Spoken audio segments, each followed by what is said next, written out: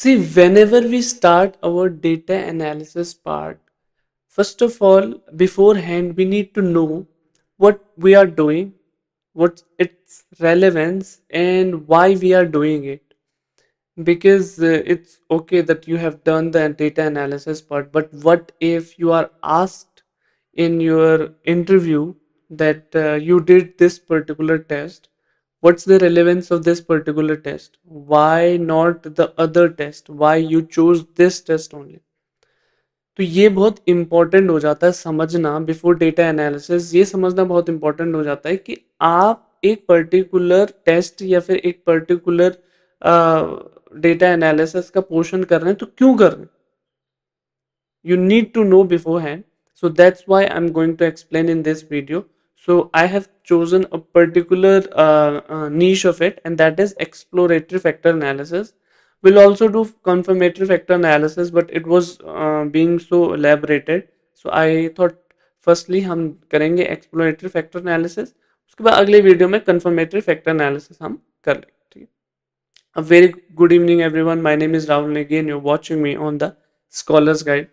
So this basically is topic number 21 exploratory factor analysis.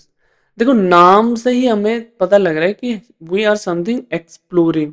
There are two situation when you frame your questionnaire.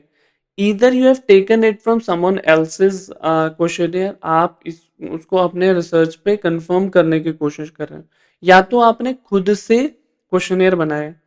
Second one is not recommended for beginners because बहुत सारी complications होती हैं, क्योंकि हम ऐसा नहीं होता कि हमने कोई चीज़ सोची और हम उसको क्वेश्चनेयर में डाल दें। उसकी वायबिलिटी जानने के लिए कई चीज़ें करनी पड़ती है। इसीलिए it is not recommended for beginners specifically to go for exploratory factor analysis or to go for new items in their questionnaire. Stick to the to some researchers जिन्होंने पहले से questionnaire item दे रखी, ठीक। अब समझते हैं एक्सप्लोरेटरी कंफर्मेटरी में difference क्या है। एक्सप्लोरेटरी का नाम से ही पता लग रहा है you are exploring, you have created new questionnaire items, तो आप एक्सप्लोर कर रहे हैं कि क्या ये रेलेवेंट होगा या नहीं होगा। वो बेसिकली हम पायलट स्टडी में करते हैं। Then there is confirmatory factor analysis, मतलब the model you are using, the factor you are using, the item questionnaire you are using, they have been previously published और ऑथेंटिकेशन उनका हो चुका है। आप बस अपने रिसर्च में उसे कंफर्म कर रहे हैं। तो आज हम जानेंगे क्या एक्सप्लोरेटरी फैक्टर एनालिसिस। चलो, without wasting further time let's dive into it. EFA is used when the researcher does not know the factor structure beforehand। मैंने कहा ना कि हमें बहुत ज़्यादा नॉलेज नहीं होती, या फिर हमने खुद से बनाया हुआ था क्वेश्चनर आइटम, ठीक, स्ट्रक्चर नहीं पता। The data itself explore the structure, that's why it is called exploratory factor analysis, ठीक है। सिंपल मीनिंग अगर हम देखें, देखो हमने ये तो पता कर लिया कि हम एक्सप्लोरेटरी फैक्टर एनालिसिस क्यों करते हैं, क्योंकि we are oblivious of the items that they might be true और फॉल्स, मतलब हम अपने मन से लगा रहे हैं, ठीक है। हम प्रीवियस पब्लिश पेपर से नहीं लिए। पर एक्सप्लोरेटरी फैक्टर एनालिसिस का एक्चुअल मीनिंग क्या होता है, ये ये ask how many hidden factor exist in data, ठीक है। आपने एक वेरिएबल के आइटम्स वगैरह लगा लिए, पर हिडन फैक्टर्स क्या, उनमें से कोई ऐसे आइटम है जो एक पर्टिकुलर फैक्टर को की तरफ पॉइंट कर रहे हैं कि इसके अंडर के आइटम्स होंगे वो, तो उनको भी क्या देखता है EFA। And which question belong to which factor, तो कौन से क्वेश्चन कौन से फैक्टर को बिलोंग करता है। आप कहोगे सर वो तो हमने वेरिएबल में, जब हमने वेरिएबल बनाए हमने उनके अंदर आइटम्स डाल दिए।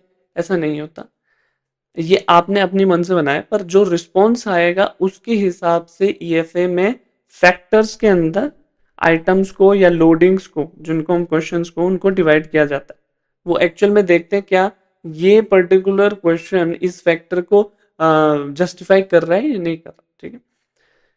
रियल लाइफ एग्जांपल अगर हम देखें, suppose you created 30 questionnaire item about online learning behaviour, but you, एक सेकेंड है, हाँ, but you are not sure whether these items represent satisfaction, engagement, stress, motivation. EFA will analyze the pattern and automatically discover groups। ठीक है, आपने 30 question 30 items डाल दिए, 30 question डाल दिए, पर यू आर कंफ्यूज्ड कि आपने ये तो डाल दिया सेटिस्फेक्शन के ये, पर आप अपने you are not very sure about that, तो ईएफए क्या करेगा, उनको पैटर्न समझेगा और उनको एक कैटेगरी में डाल देगा, एक फैक्टर के अंदर डाल देगा। मेन पर्पस और ईएफए क्या है, डिस्कवरिंग डायमेंशंस, स्केल डेवलप करना, identify hidden construct, reducing variable. Scale development, reducing variable, ये इसीलिए जरूरी है कि फॉर एग्जांपल एक पर्टिकुलर वेरिएबल है, उसमें बहुत अच्छा रिस्पॉन्स नहीं आ रहा, तो आप उसको अपने थीसिस का पार्ट बनाओ या फिर अपने क्वेश्चनियर का पार्ट बनाओ, उसको रिमूव कर देते हैं। स्केल को डेवलप करते हैं कि whether it is viable to use 3 point Likert scale, 5 point Likert scale, 7 point Likert scale, या फिर कौन सा स्केल हमें लगना चाहिए, लाइकर्ट लगना भी चाहिए, कोई और सा लगना चाहिए, ठीक है।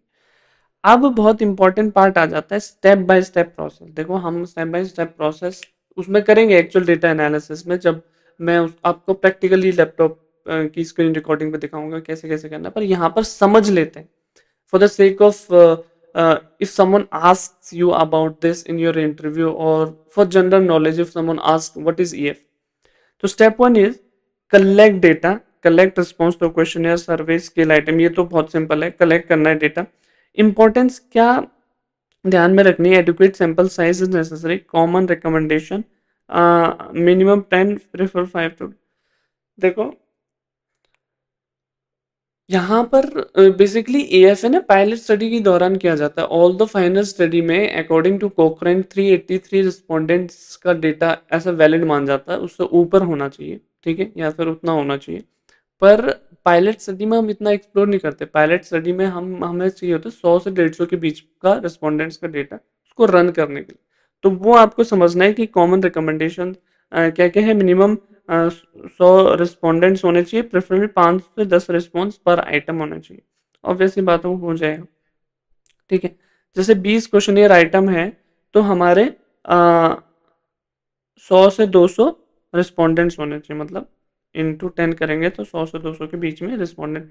मतलब ये क्या कह रहे हैं, अगर ये नहीं है कि एक आइटम पे 5 से 10 ही रिस्पॉन्स हो गया, आप कहोगे सर एक आइटम पे कैसे सब ओवरऑल हो गए ना, ये मतलब ये कैलकुलेशन दे रहे हैं कि अगर 20 क्वेश्चनियर है तो पर रिस्पॉन्स 5 से 10 होना चाहिए, इसलिए कैलकुलेशन हमारे रिस्पोंडेंट्स की इतनी आ जाती है, ठीक है।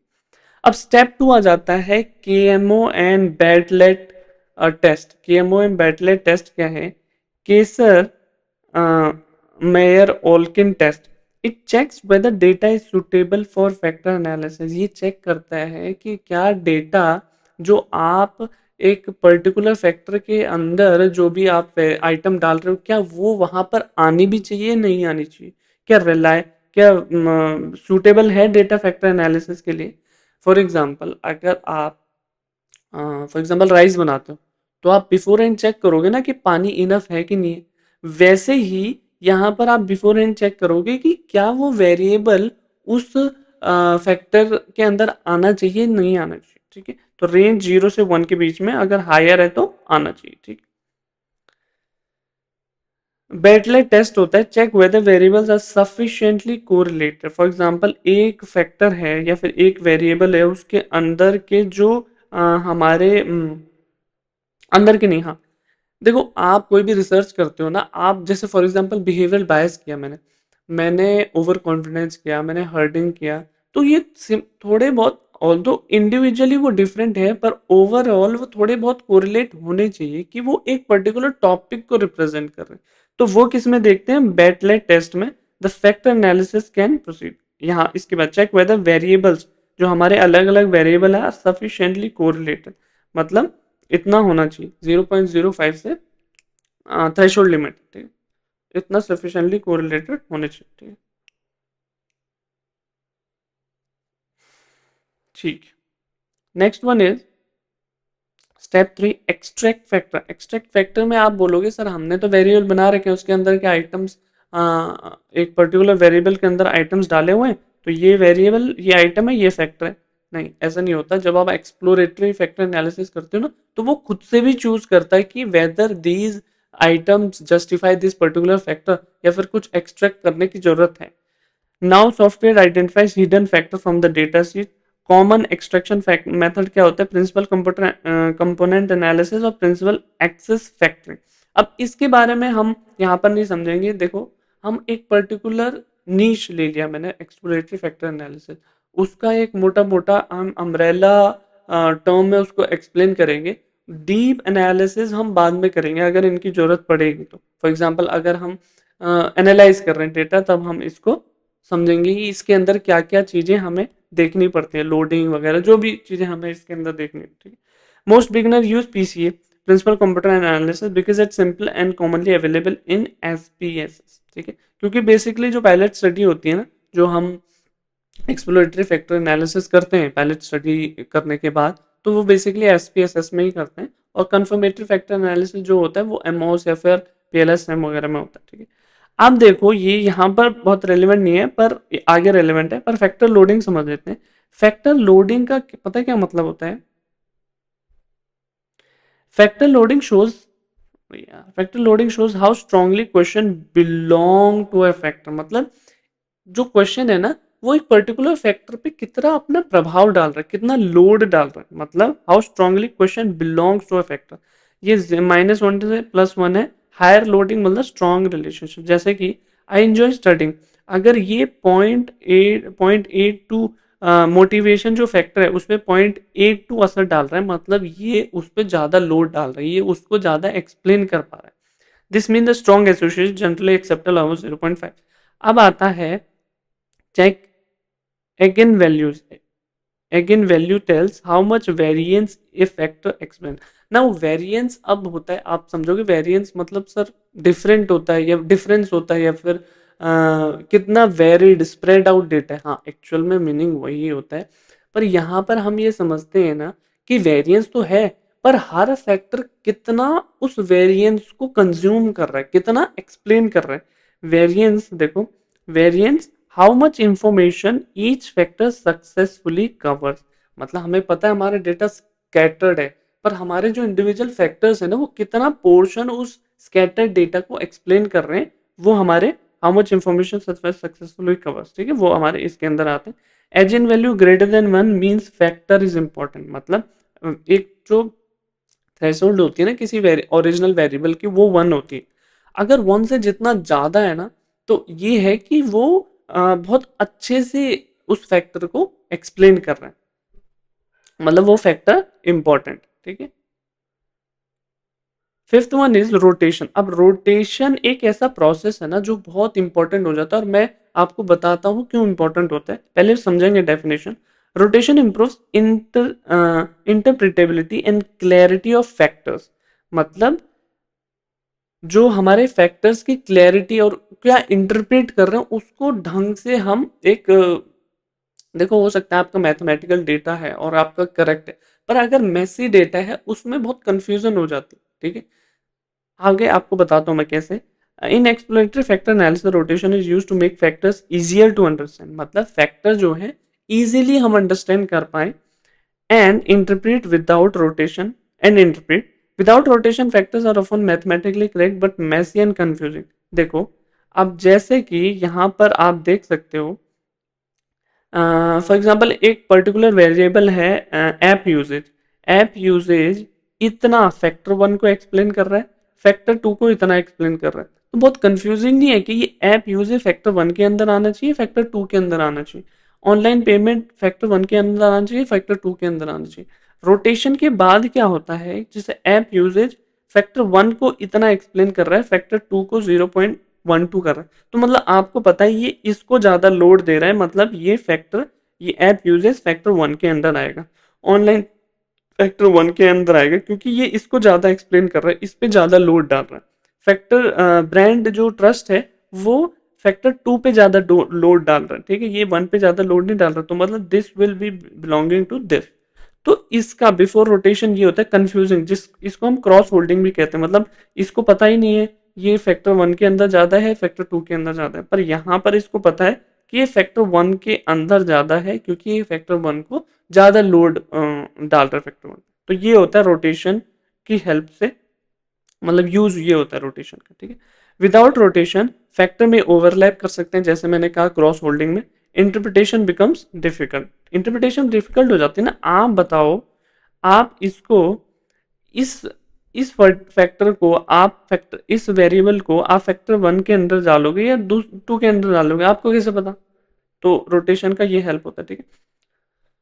हाँ, रोटेशन सिंपली हाँ, सिंप्लीफाई फैक्टर स्ट्रक्चर। अब टाइप्स ऑफ रोटेशन क्या है?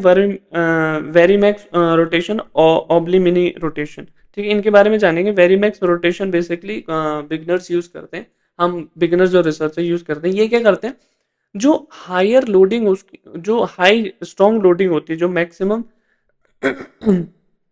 जो हाई लोडिंग होती है उसको मैक्सिमम कर देता है, जो लो लोडिंग होती है उसको मिनिमम कर देता है। क्या करता है कि max high loading, minimize maximize high loading and minimize low loading. जब आपके पास